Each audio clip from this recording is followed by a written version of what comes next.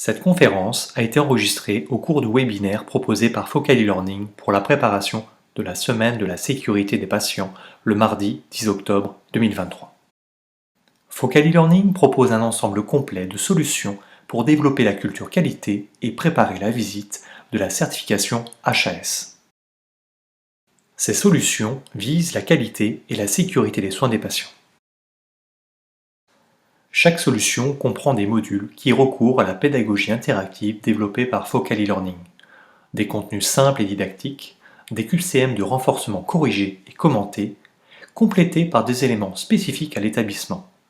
Ainsi, les professionnels complètent et renforcent les connaissances à large échelle. La solution Développer le partenariat patient s'adresse à tous les professionnels de santé et à tous les autres acteurs pour développer une réelle culture du partenariat. Focal e-Learning propose 2 modules. Le premier pour une introduction au partenariat, le second pour mobiliser les professionnels, les impliquer dans la démarche. Laissons maintenant la parole à Patrick Lartiguet. Donc, comme prévu, nous allons commencer la conférence avec Patrick Lartiguet, qui est docteur en sciences de l'éducation et de la formation, chercheur partenaire à l'Université Toulouse Jean Jaurès et président de l'association de l'Institut pour la promotion des patients et proches aidants partenaires en santé, donc l'association Savoir Patient. Ensuite, après un temps de questions-réponses, nous partagerons sur des expériences. Donc, nous sommes ensemble 1 heure à peu près, jusqu'à midi.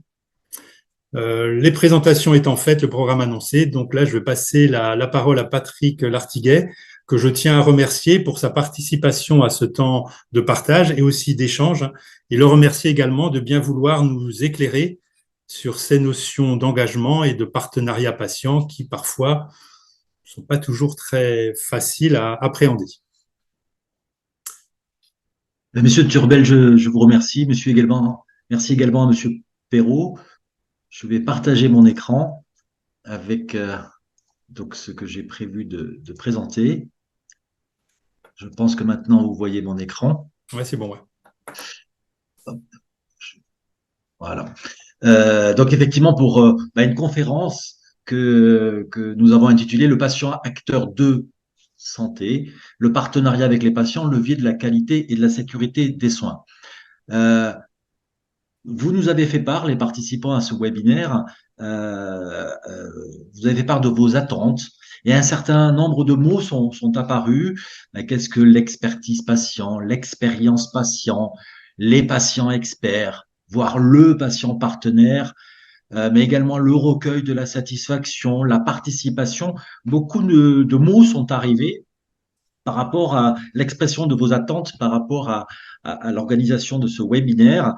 Et c'est vrai que globalement, il y a comme un flou dans la terminologie et on met pas tous la même chose derrière les mots, ce qui est relativement classique. Hein. Et donc effectivement, mon propos va s'attacher un petit peu à clarifier toutes ces notions et pour les mettre en perspective dans ce qui peut être le levier de la qualité et de la sécurité des soins. Pour cela, et Monsieur Turbel en a parlé, je m'appuie sur la recommandation HAS, soutenir et encourager l'engagement des usagers dans les secteurs social, médico-social et sanitaire, qui est paru en septembre 2020, et j'ai eu la chance de participer à cette recommandation pour la HAS, qui parle d'un continuum de l'engagement patient. Et effectivement, il est important de situer tout ce qui est expérience patient, recueil de la satisfaction, partenariat, dans ce continuum.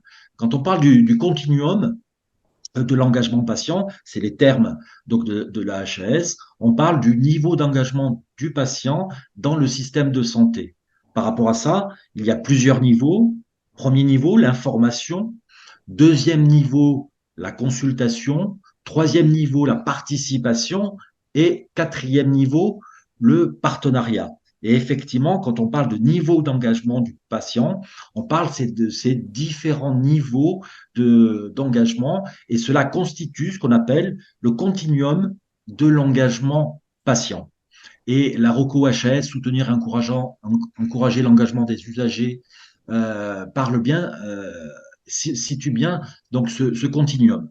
Ce que j'ai déjà à noter, c'est que dans l'information, la consultation, la participation, On peut dire, et là aussi je m'appuie sur la ROCO HAS, que le leadership est assuré de manière globale par les professionnels de santé. Quand on rentre dans le partenariat, il y a un co-leadership, et je vais y revenir sur ces termes, du professionnel de santé et du patient. Toujours par rapport à ce continuum, ce qui est intéressant de noter, et ça je cite également la ROCO HAS, que pour chaque projet ou situation ou projet de santé, projet de soins, l'objectif par rapport à ces niveaux d'engagement du patient est d'atteindre le plus haut niveau d'engagement possible.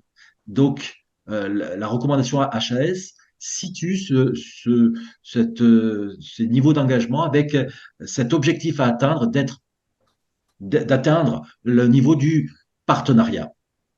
Et dès lors, effectivement, quand on parle de satisfaction patient ou d'expérience patient, c'est de se demander, mais où c'est que je me situe, où c'est que mon établissement situe ses outils. Et c'est la différence entre les outils et puis, je dirais, je vais utiliser un gros mot, les concepts de partenariat, de participation, de consultation, d'information. Les outils de la satisfaction patient, de l'expérience patient, peuvent se situer au niveau de l'information, peuvent se situer au niveau de la consultation, peuvent se situer au niveau de la participation ou encore au niveau du partenariat. Et donc, vous voyez déjà peut-être une clarification sémantique entre ce qui est de l'ordre de l'outil, la satisfaction patient, l'expérience patient, et ce qui est de l'ordre de la terminologie des niveaux d'engagement du patient. Et donc, puisque, comme le recommande la HAS, il faut viser pour l'ensemble des projets de soins et des projets de santé le plus haut niveau d'engagement, je vais plutôt axer mon propos sur le partenariat. Pourquoi parler du partenariat de soins avec les patients? Et dans un deuxième temps, j'expliciterai qu'est-ce que ça veut vraiment dire, cette notion de partenariat. Première chose, et vous êtes bien placé pour le savoir, la transition épidémiologique est un véritable enjeu pour notre système de santé. Bien sûr, l'évolution de la prévalence des maladies chroniques, l'évolution des dépenses de santé, le coût socio-économique font qu'aujourd'hui, le système de santé tel qu'il est organisé aujourd'hui et qui a été organisé au lendemain de la Deuxième Guerre mondiale est aujourd'hui un point de bascule. En France, 20% de la population, un actif sur 6, 2/3 des remboursements totaux de l'assurance maladie concernent les maladies chroniques. Donc, on est véritablement dans un mouvement de transition de la prépondérance des soins aigus à une prépondérance de soins chroniques qui remet en perspective la pérennité du système de santé. Or, comme je vous le disais, depuis le lendemain de la Seconde Guerre mondiale, notre système de santé est ancré sur le modèle de la maladie aiguë, sur ce qu'on appelle la pensée médicale organiciste. Qu'est-ce que c'est que cette affaire? Pour la petite histoire, au milieu de la Renaissance, les médecins, le corps médical ne faisait pas partie de la cour du roi. Et donc, pour entrer dans la cour du roi, les médecins se sont spécialisés sur l'organe pour faire la différence entre ceux qui parlaient santé de manière large. Et donc, c'est comme ça qu'il y a eu un véritable tournant organiciste autour de la santé. Le professeur Gérard Réac, qui est un professeur de diabétologie, indique que seulement 7% au final aujourd'hui des personnes vivant par exemple avec un diabète sont observant toutes les recommandations qui leur sont données. Donc, et là je vais reprendre un édito du BMJ, du British Medical Journal, la maladie chronique appelle à une évolution, voire une révolution, c'est le terme du BMJ, de la relation professionnelle de santé personne en soins. Et donc, on arrive à cette perspective de rendre visible le travail du malade. Là, je m'appuie plus sur les travaux qui peuvent se faire en santé publique ou en sciences de l'éducation. Une première étude de Coulter indique qu'en moyenne, un patient passe entre 5 à 10 heures par an avec les professionnels de santé concernant son santé, et en même temps, lui et son entourage prendre soin de sa vie avec la maladie jusqu'à 6250 heures par an. Et donc, tout l'enjeu est de bien reconnaître les 6250 heures que ce patient est à même de faire, qui est du soin. Je recite aussi d'autres travaux. Hein. Je suis appuyé sur des citations. Parmi les personnes qui réalisent un travail dans ce lieu, l'hôpital, contribuant directement ou indirectement aux soins délivrés, il est une classe de travailleurs qui est rarement identifiée comme telle. Ces travailleurs, les patients, ne détiennent aucun titre professionnel. Les tâches qu'ils accomplissent passent le plus souvent inaperçues, bien que paradoxalement, elles soient souvent présupposées et attendues. En fait, la plus grande part de ce travail reste invisible aux professionnels, soit parce qu'il n'est pas accompli sous leur regard, ou parce qu'il n'est pas défini comme un travail. Et donc, tout ça pour dire qu'aujourd'hui, vivre avec la maladie nécessite un travail au sens sciences de l'éducation et de la formation, hein, une condition nécessaire pour mieux vivre au quotidien avec la maladie. Et donc, ça nous amène à nous interroger sur mais qu'est-ce que c'est que ces savoirs expérientiels aussi, ça peut être un terme fourre-tout. Je parle plus volontiers, moi, de savoir patient. Très rapidement, parce que je ne vais pas trop faire mon universitaire, je vais m'appuyer sur une revue de la littérature hein, pour essayer de voir ce que se cache derrière cette notion de savoir en tant que tel qu'on va attribuer aux patients. C'est plutôt une vérité apprise par l'expérience, plutôt qu'une vérité théorique académique ou issue de la clinique.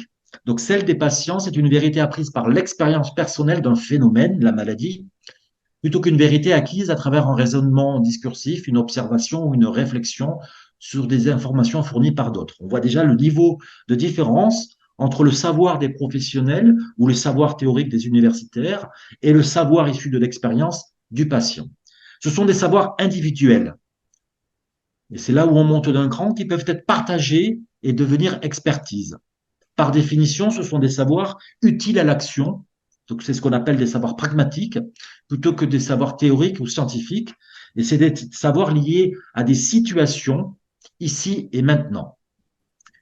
Ce savoir que peut potentiellement élaborer un patient, je suis en train de dire que c'est pas parce qu'on est patient qu'on a des savoirs, mais un patient peut développer des savoirs, et ça c'est une nuance qui me semble très importante quand on parle du partenariat de soins avec les patients. Donc, pour qu'ils deviennent savoir, il faut un long travail de prise de conscience, de questionnement, d'élaboration, de prise de distance, de réévaluation, de transmission que peut potentiellement faire le patient. Et donc, c'est un savoir qui est issu d'une élaboration à travers un partage collectif et soutenu entre pairs, notamment via les associations de patients, et résultat d'un cheminement et d'un travail réflexif personnel. Pour en finir avec rapidement, hein, puisque le temps est court, c'est donc un savoir pratique qui vise à vivre mieux pour le patient et des compétences pour faire face à la maladie. Quand je pose ça, il y a un enjeu pour cette personne en soins, c'est qu'elle devienne acteur de sa santé, qu'elle puisse comprendre et agir. Et il y a un enjeu pour les professionnels de santé, qui sont de développer les capacités d'apprentissage réciproque entre les patients et le professionnel à partir des situations de vie du sujet en soins et d'abandonner ce que la Croix appelle la position de celui qui sait le bien de l'autre, qui n'est pas forcément le bien pour l'autre. Et donc, ça nous amène à effectivement à planter le décor du partenariat de soins avec les patients. Je ne vais pas relire toute la slide puisque on vous enverra le diaporama. L'arrivée dans le système de santé d'une nouvelle figure qu'on va appeler le patient expert n'est pas nouvelle.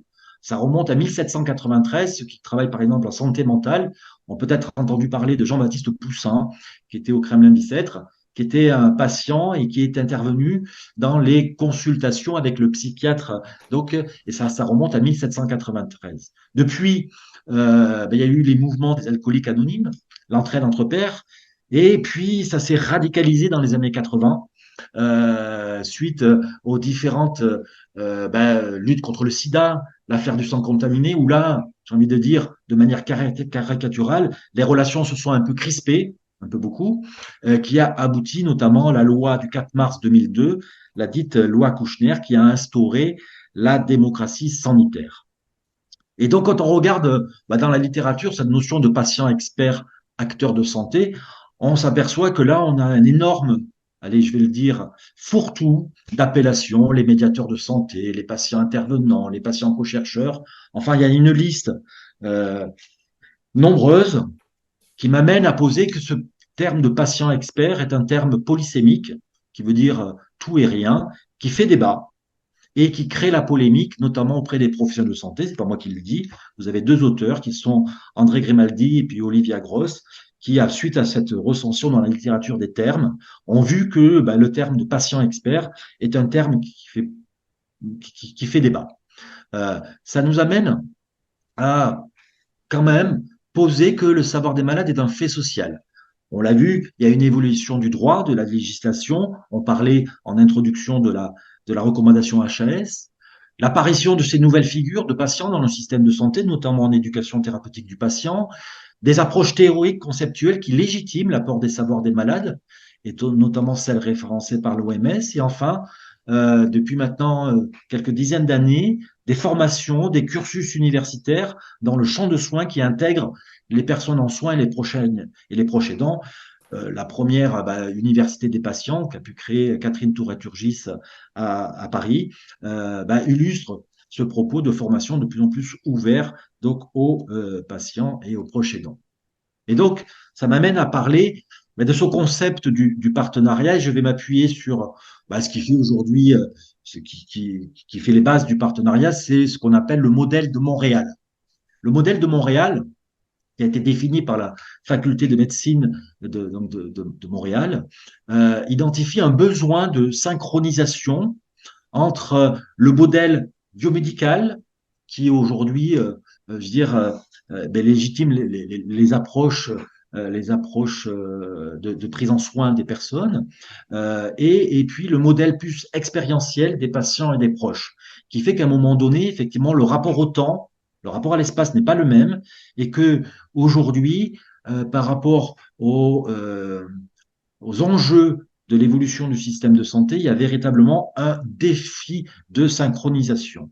Le modèle de Montréal remet en perspective l'ensemble de l'évolution de la relation de soins entre les professionnels de santé et la personne en soins. On a longtemps parlé de paternalisme et on l'évoque encore, où c'est les professionnels qui agissent pour le patient. Vous avez les approches centrées qui sont parues dans les années 70, notamment en diabétologie, où on met au cœur des prises en charge le patient. Et en fait, le partenariat, on est avec le patient. Qu'est-ce que ça veut dire ça veut dire que le patient, puisqu'il a des compétences de soins, je vous renvoie à l'étude de Coulter des 6250 heures, puisque ce patient a des compétences de soins, il fait partie de l'équipe de soins. Et avec l'équipe de soins, ils vont co-construire, co-décider le projet de soins. Donc au centre, ce n'est plus le patient, c'est le projet de soins. Et donc je vais donner la définition que donnent les auteurs du modèle de Montréal. Le partenariat patient, c'est un engagement réciproque entre patients et professionnels de santé sur la base de la complémentarité des savoirs. J'insiste sur le mot de complémentarité. C'est pas le patient qui remplace le professionnel de santé et inversement. Il y a bien une complémentarité des savoirs cliniques et académiques des professionnels de santé et des savoirs issus de l'expérience du patient. Et donc, cet engagement est caractérisé par le co-leadership d'action commune, la co-construction et la co-responsabilité autour du projet de soins. Et là, on est véritablement dans cette vision du partenariat. Pour ces auteurs, pour qu'il y ait partenariat de soins avec le patient dans la relation individuelle de soins, le patient acteur de sa santé, donc c'est le niveau micro, les auteurs identifient les niveaux méso et macro. Pour que ça puisse exister dans la relation individuelle de soins, dans le colloque singulier professionnel de santé patient, il est nécessaire d'avoir des interventions de patients partenaires au niveau des organisations de santé, de l'enseignement, la formation des professionnels de santé et de la recherche. Et au niveau également macro, au niveau des organismes gouvernementaux responsables de l'élaboration des politiques publiques et de l'expertise de l'évolution politique du système de santé.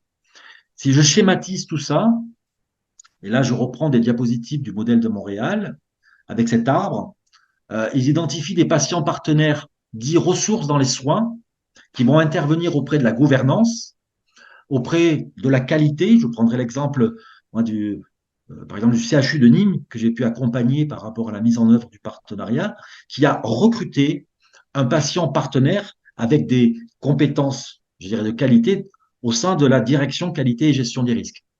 Donc, ce patient, qui est un salarié du CHU de Nîmes, fait partie de l'équipe de la qualité. Et vous avez également au niveau des soins, ce que les Canadiens appellent l'habilitation, que ce soit dans l'éducation thérapeutique ou on le voit dans certaines régions en cancérologie, où vous avez des patients partenaires ressources dans les équipes de soins.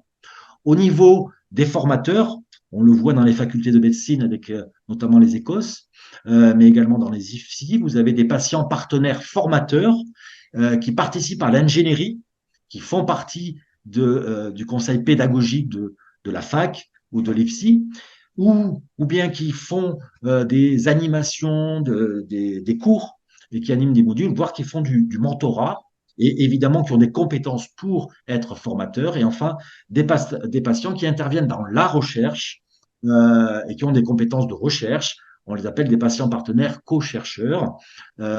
Sachez qu'au Canada, il n'y a plus aucun projet de recherche en santé qui n'est financé par l'État canadien s'il n'y a pas des patients partenaires co-chercheurs dans les équipes. Et quand donc on dit tout ça, vous voyez que c'est quand même ambitieux, ce projet de partenariat, ça pose quelques sujets de controverse. Et autant se les dire ici. Alors déjà, ça veut dire que c'est un changement de culture, de représentation. En introduction, j'ai parlé de pensée médicale organiciste. C'est également la pensée sociale du patient, hier qui était plutôt un objet du soin et qui aujourd'hui va être un sujet en soin. La pensée également des associations de patients qui se sont construites, notamment en France, contre la puissance du pouvoir médical, et donc dans une logique plus de confrontation que de partenariat. Et enfin, et vous le savez bien, la pensée néolibérale institutionnelle qui fait qu'aujourd'hui se pose la question de la pérennité du système de santé. Donc, à travers ces quatre, je dirais, petites vignettes, vous voyez que quand on dit maintenant comment on met en œuvre le partenariat, c'est pas aussi simple que ça, puisqu'il peut y avoir des logiques, voire des cultures plutôt qui s'opposent, notamment sur le système de santé français, avec des logiques différentes. Donc, c'est pas simple.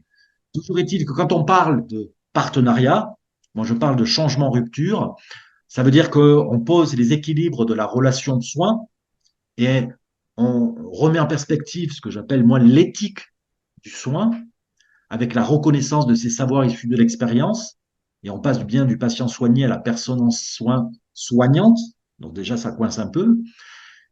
Ce qui coince également, c'est que la personne en soins devient membre de l'équipe de soins, et le projet de soins est au centre de cette relation. Donc, est-ce que toutes les équipes sont prêtes à ça?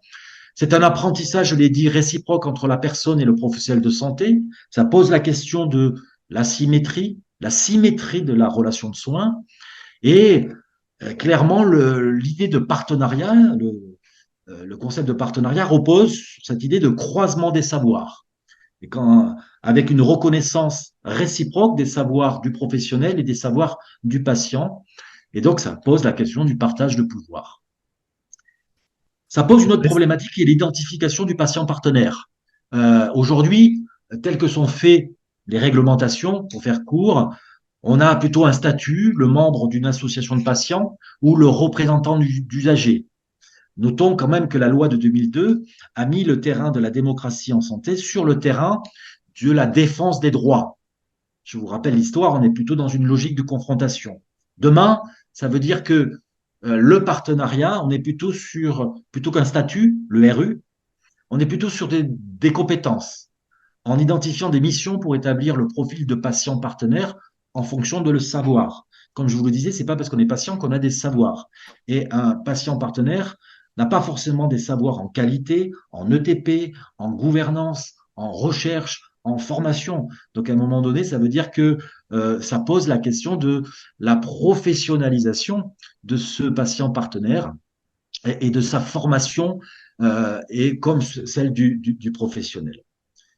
Et bien sûr, tout ça pose la question de l'évolution des représentations sociales et professionnelles et des identités professionnelles.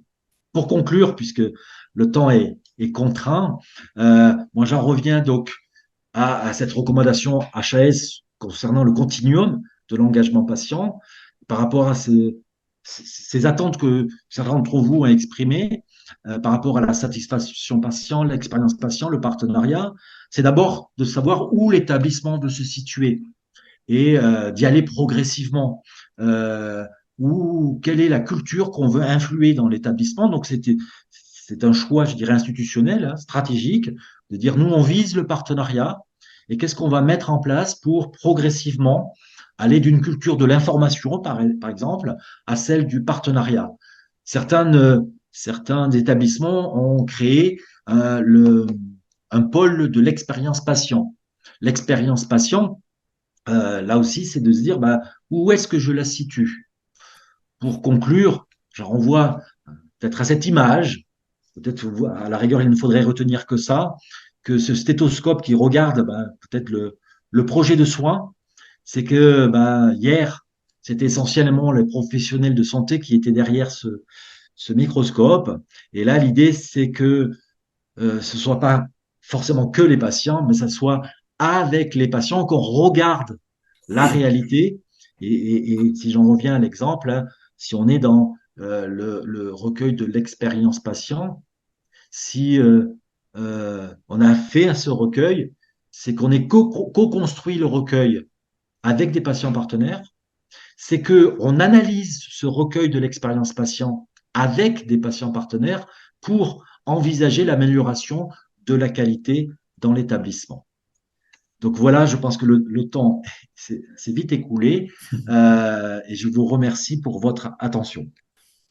Merci, Monsieur Lartiguet, pour cette présentation et pour cet éclairage très précieux, c'est passionnant, effectivement, ça passe très vite et on apprend beaucoup de choses et ça repose, ça permet de reposer certaines notions, d'interroger les fonctionnements aussi, hein, de pratiques, de donner à réfléchir un petit peu sur le fonctionnement du système de santé, soit dans nos établissements aussi, hein, et de voir quelle place on peut faire donner aux patients. Je vais prendre quelques questions en attendant. Bah, si vous voulez poser des questions en levant la main ou alors sur le chat, je vais poser une première question. Alors, vous avez dit parler un petit peu des représentants des usagers. Parfois, on associe rapidement, on dit partenariat, engagement patient, il y a les représentants des usagers. Vous l'avez dit un petit peu ici, c'est pas complètement ça. Donc, effectivement, aujourd'hui, ce qui existe dans les établissements, et puis là, c'est de l'ordre de la loi hein, et de la réglementation, c'est les représentants des usagers. Et, quand on parle du partenariat, on n'est pas en train de dire on va remplacer la représentation au sens large des usagers. C'est bien une évolution. Il faut savoir qu'en France, 40% des représentants des usagers sont des anciens professionnels de santé. Que sur les 60% autres, il n'y a pas forcément des patients. On a des associations de consommation, tout ça. Quand je dis ça, quand on parle de partenariat, j'ai beaucoup insisté sur la notion de savoir patient. Et l'idée, et c'est bien de cette complémentarité entre les savoirs des professionnels et les savoirs des patients pour améliorer la qualité et la sécurité des soins. Donc, on est sur un autre registre. Donc, je légitime bien qu'aujourd'hui, ça ne remplace pas tout ce qui est démocratie sanitaire dans les établissements. C'est de se dire à un moment donné, une équipe se pose une question pour aller améliorer la qualité. Qu'est-ce qu'elle a besoin de savoir? C'est pas tant de prendre un RU pour un RU ou un patient pour un patient, sinon on devient ce que la HAS appelle le patient alibi ou le RU alibi. C'est bien de dire, nous, on a besoin de ce type de compétences, de ce type de savoir pour nous aider à améliorer la qualité. Et là, je trouve que c'est l'équipe qui exprime un besoin et qu'à partir de ce besoin, c'est d'aller trouver ce que Olivia Gross, qui travaille également dans le champ donc de l'engagement patient, appelle la bonne personne au bon moment et à la bonne place. Voilà. Donc voilà la différence que je fais moi entre le RU qui est dans l'établissement et le patient partenaire. Ok. Merci. Je reprends aussi quelques questions qui sont de l'ordre stratégique. C'est effectivement, donc là, on voit que il y a le partenariat, c'est, c'est donc un volet de l'engagement patient. Mais comment est-ce que vous avez une méthodologie ou comment est-ce qu'on peut mettre ça, on peut développer ça? Et on a bien compris que ça doit être porté au niveau de stratégique. Hein, c'est pas simplement dans un service de soins que ça doit se faire. C'est à l'échelle de l'établissement. Est-ce que vous avez des exemples ou des méthodologies qui ont été mises en œuvre pour déployer ça? Bah, je vais m'appuyer sur des exemples pour être concret. Notamment, moi, j'ai pu accompagner le CHU de Nîmes. Mm. Actuellement, je travaille avec le CHU de Clermont-Ferrand et puis également avec la direction du partenariat de la PHP. Donc, effectivement, vous l'avez dit, hein, Monsieur Turbel, c'est une volonté stratégique. Et donc, ça veut dire que c'est porté par la gouvernance de l'établissement. Qu'il y a un moment donné, on veut y aller. On ne sait pas comment, mais on veut y aller. Donc, je crois que c'est déjà important. Deuxième chose, euh, et je suis sérieux dans ma réponse.